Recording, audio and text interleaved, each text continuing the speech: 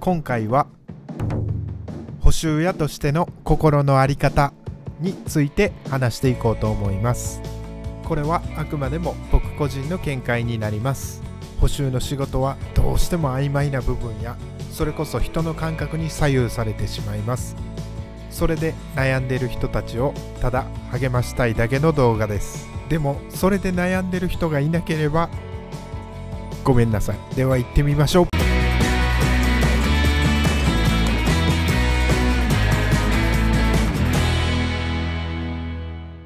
まず傷があって治すとき、この動画のように分かりやすければいいですが、こんなもんどうすんねんっていう症状に出くわすことがあります。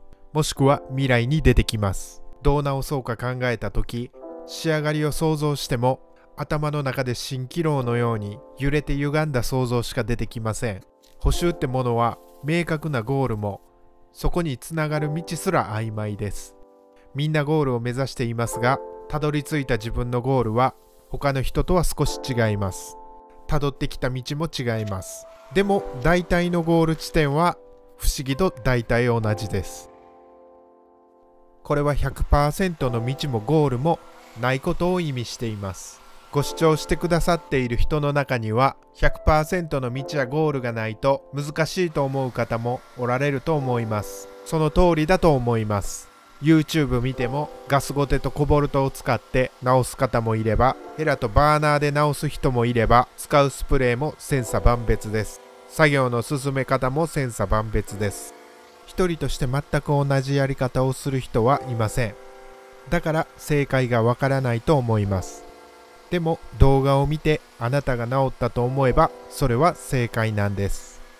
これは疑似的に視聴者様がお客様目線になっていることになります。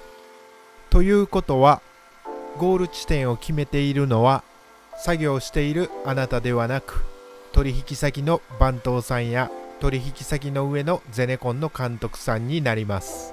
例えば時間がなくてシンプルに仕上げた補習でも監督さんに綺麗ですと言ってもらえれば正解です。逆に時間をかけて丁寧に仕上げても自信満々の出来でもここちょっと赤っぽいなーとか言われてしまうとそれは不正解です。僕自身このように人に左右されて砂を噛むような思いを何度もしました。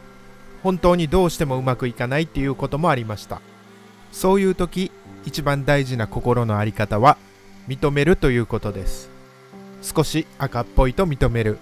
この材がどうしてもできないと認める。これは人に媚びて認めるのではなく、自分の中でできていないことを認めます。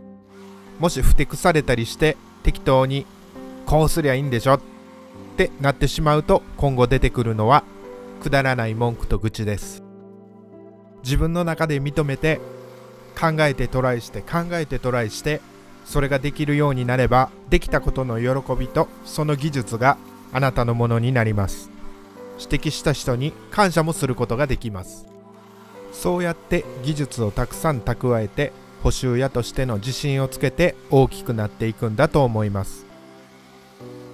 技術に対してああだこうだ言われて今辛い方もおられると思います。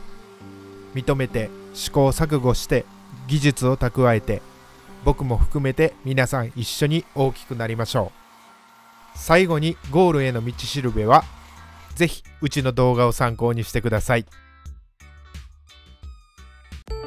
ご視聴ありがとうございます。ぜひチャンネル登録とグッド評価よろしくお願いします。